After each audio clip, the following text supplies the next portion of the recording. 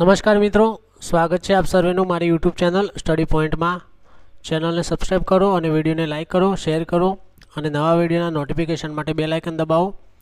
આજે આપણે જોઈશું એક નવો ટોપિક જેનું નામ છે ડાયરેક્ટ ઇનડાયરેક્ટ નેરેશન, એટલે કે પ્રત્યક્ષ અને પરોક્ષ વાક્ય રચનાનું સ્પીચ એટલે કે નેરેશન જોવાનું છે.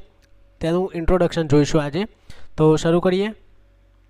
તો સૌથી પહેલાં ડાયરેક્ટ ઇનડાયરેક્ટ સ્પીચ અથવા તો નેરેશનનો ઉપયોગ શું થાય? તો કોઈ વ્યક્તિએ કહેલી વાતને બીજી વ્યક્તિ સુધી પહોંચાડવા માટે કરવામાં આવે છે.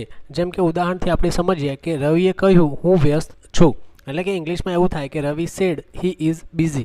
તો આ ડાયરેક્ટ સ્પીચ છે, એટલે કે ડાયરેક્ટ રવિએ કહેલું છે, બરાબર. તો અહીંયા રવિના એક્ઝેક્ટ વર્ડ વપરાયેલા છે જે ડાયરેક્ટ સ્પીચમાં છે. માની લો કે મેં રવિને ફોન કર્યો અને રવિએ મને કહ્યું હું વ્યસ્ત છું, પછી વાત કરું, બરાબર. તો રવિએ ડાયરેક્ટ મને આ વાત કહી દીધી, બરાબર.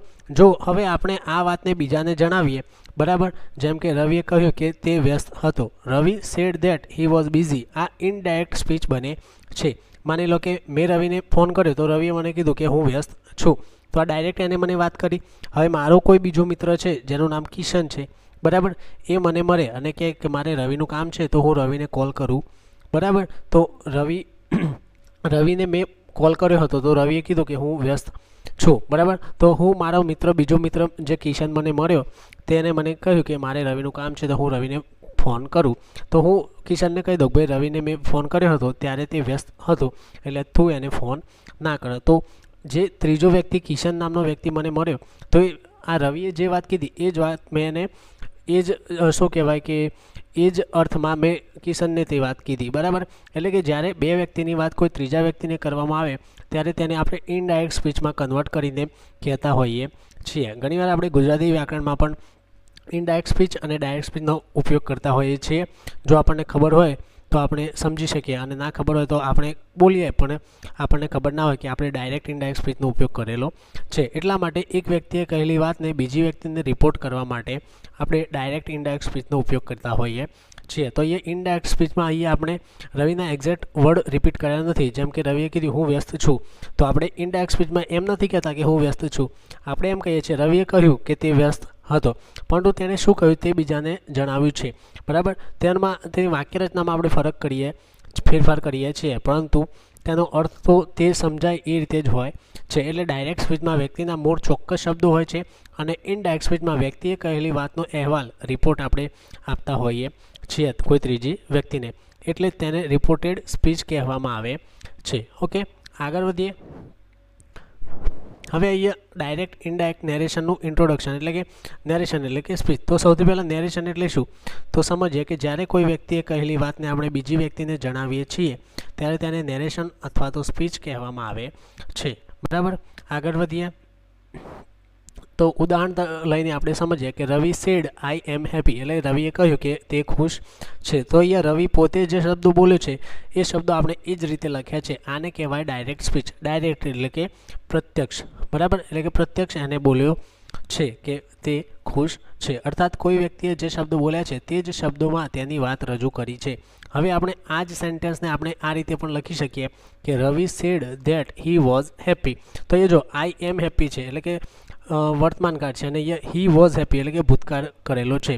તો આપણે જ્યારે કોઈ ત્રીજી વ્યક્તિની વાત કહેતા હોઈએ ત્યારે ડાયરેક્ટ ઇનડાયરેક્ટમાં વર્તમાન કાળમાંથી ભૂતકાળમાં કાળનો ફેરફાર કરતા હોઈએ છીએ. આપણે ડાયરેક્ટ ઇનડાયરેક્ટ જ્યારે આગળ જોઈશું, બરાબર, તો તેમાં ઘણા બધા ફેરફાર કરવામાં આવે છે, સર્વનામના ફેરફાર, કાળના ફેરફાર, બરાબર. તો એ બધું આપણે આગળ ડિટેલમાં જોવાનું છે. આજે માત્ર ડાયરેક્ટ અને ઇનડાયરેક્ટ સ્પીચ કોને કહેવાય તેના વિશે જોવાનું છે આજના લેક્ચરમાં, બરાબર.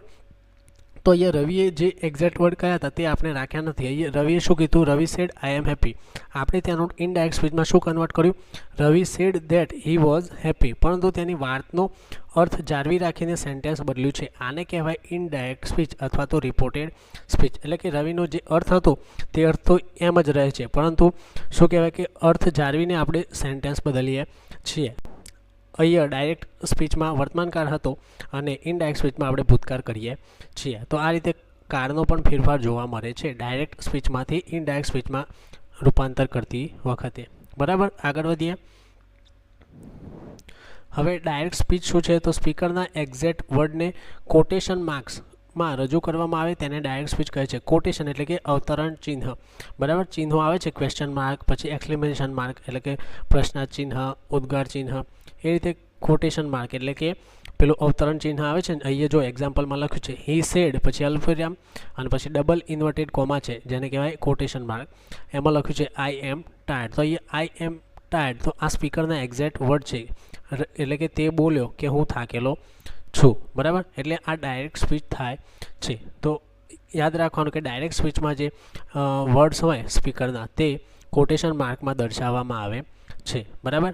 પછી આગળ જોઈએ તો ઇનડાયરેક્ટ સ્પીચ શું છે? તો સ્પીકરના એક્ઝેક્ટ વર્ડને કોટેશન માર્ક વગર પરંતુ તેનો અર્થ બદલ્યા વગર પોતાની ભાષામાં રજૂ કરવામાં આવે તેને ઇનડાયરેક્ટ સ્પીચ કહેવામાં આવે છે.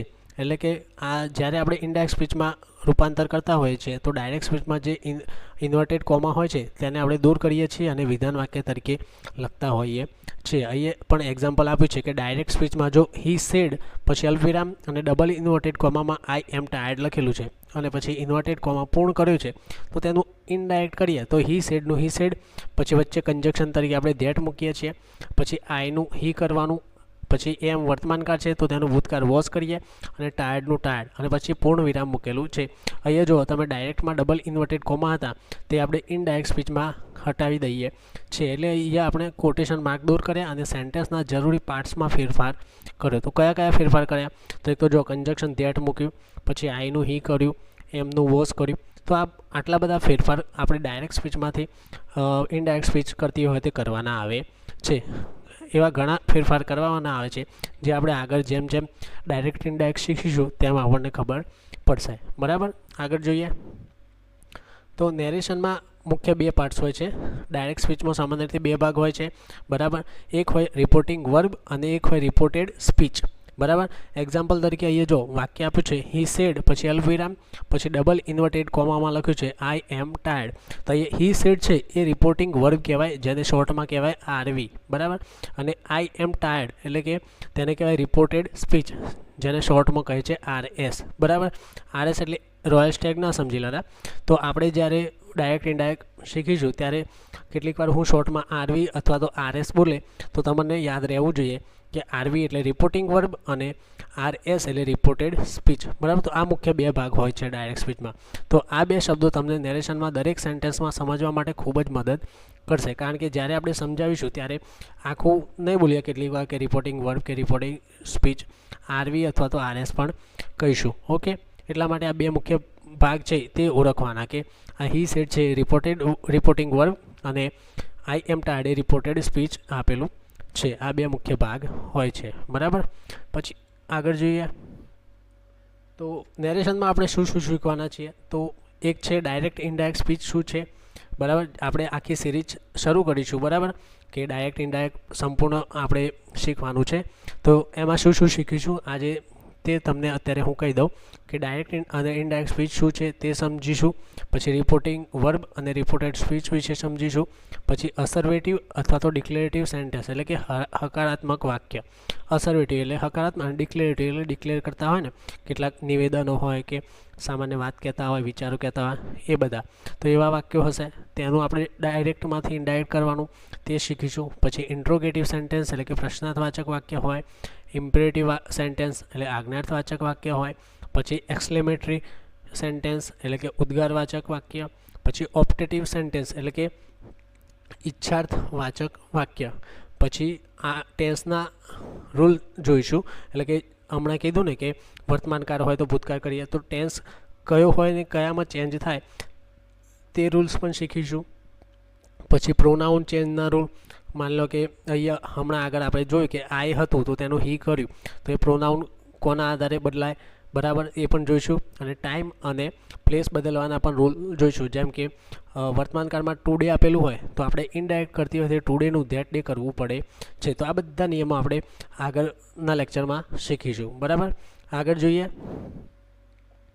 અને અહીંયા એક મહત્ત્વની વાત છે કે ઘણા વિદ્યાર્થીઓ નેરેશનને માત્ર સેડનું ટોલ્ડ અથવા તો એમનું વોઝ જેવા રૂલ્સ યાદ રાખીને શીખવાનો પ્રયત્ન કરે છે, પરંતુ આ ડાયરેક્ટ ઇનડાયરેક્ટ નેરેશન માત્ર એટલું જ નથી, બરાબર. અહીંયા જેમ આપ્યું છે કે હી સેડ અલ્પવિરામ આઈ એમ બિઝી એટલે કે આ અસર્વેટિવ સેન્ટેન્સ છે એટલે કે હકારાત્મક વાક્ય છે, બરાબર. પછી બીજું વાક્ય છે he said to me are you ready, એટલે કે જો આર યુ રેડી અહીંયા પ્રશ્નાર્થ ચિહ્ન આપેલું છે, એટલે આ ઇન્ટ્રોગેટિવ સેન્ટેન્સ છે, એટલે કે પ્રશ્નાર્થવાચક વાક્ય છે, બરાબર.